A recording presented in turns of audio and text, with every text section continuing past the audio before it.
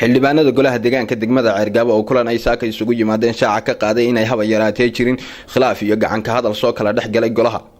waxa ay been abuur ku tilmaameen xildhibaanadu wararka sheegaya in khilaaf soo kala dhaxgalay golaha xildhibaanada degmada deegaanka Ceergaabo iyagoo sheegay in wararka lagu faafiyay qaar kamid ah warbaahinta ay tahay been cad oo ay qoreen dad dana gaara kale waa sida ay hadalka u dhigeen waa kuwan iyaga oo ka hadlaya arintaasi waxaan salaamayaa xildhibaanada halka la isugu yimid waxaan taageerayaa hawsha ay wadaan oo ah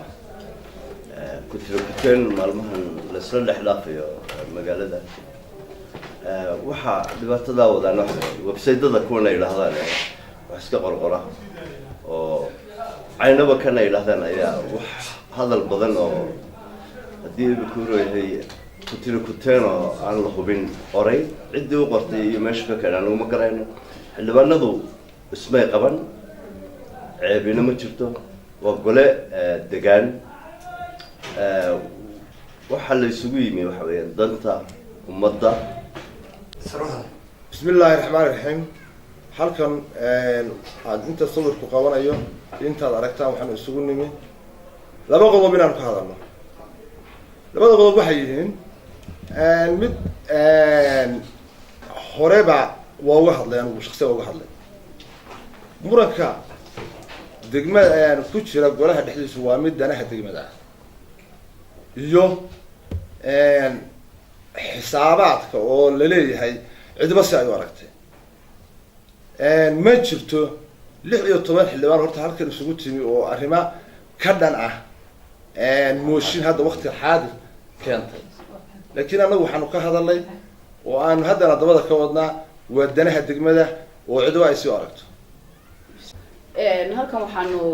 shirkan u qabanay in aanu cadayn ka dhiibno cadayntaas oo ah khilaaf inuu jiro wuu jiraa khilaafkuna meeshii dad isugu yimaadaanba waa wax ka dhaca waa la kala aragti duwanaan karaa waxa danta degmada ana ayaa la isugu yimi oo laga wada hadlayay welina meel islamaanaan dhiginin iyadoo uu maayirkii tegay markuu soo noqdo ayaa laga fadhiisanayaa ilaahayna sidii khayr qabto buu noogu dhamaynayaa wax kale oo dhibaato taagtaagan oo jira ma jirto kuteenta magaalada la isla dhex maraayna wax ka jira ma jiraan intaas un baan xildhibaanada sharafta leh saxaafadda dhammaan assalaamu calaykum waraxmatullaahi wabarakaatu halkan waxaan isugu nimid in aanu bayaamino dhuxdhux magaalo ku jirta dhuxdhuxdaas oo ah in wali deegaanka intuu isqabtay mooshin maayirka ka dhaca uu golaha deegaanka wado waxaan caddaynaya mar labaad iyo mar saddexaad inaanu jirin waa kutirkuteen suuqa laga sameeyay العالمين صلى الله وسلم وبارك على نبينا محمد وآله وصحبه وسلم annagoo ah xildhibaanadii golaha deegaanka degmada Ceergaabo warar fara badan oo la shaaciyay oo suuqa la geliyay oo aan golaha ka soo bixin waxana aan ku ogeyn baa jira السلام عليكم ورحمة الله وبركاته aad baan idin salaamayaa xildhibaanada fahda media dhammaan gidigooda baan salaamaya nuux baa jirtay baryahan baa ka socotay magaalada oo leeyahay xildhibaanada waxba is qabtay iyo gudoomiyaha degmada waxaan halka ka cadeeyay waxba ka jira dhanka kale maraan weydiinay su'aal ahayd wararka maalmahan u dambeeyay ay qorayeen qaar kamid ah warbaahinta ayaa waxa ay noogu jawaabeen sida tan waxaas kutirkuteenta waa waxaanu saxaafadda u qabanay kutirkuteen anagu uma jeedno danta dalka waa la isugu imanayaa degmada danteedana waa la isugu imanayaa golo kastana waa hadal wuu ka dhacaa hadday gacana dhacdo iyo haddii af dhacoba waa wax golayaasha kala mida baanu nahay laakiin wax dhibaato oo na dhex yaala horumarinta degmada mooyaane ma ay jiraan saxaafaddana saasaanu marinaynaa waxaanu ka shaqaynaynaa waa horumarinta degmada sidaasaad ku qanacay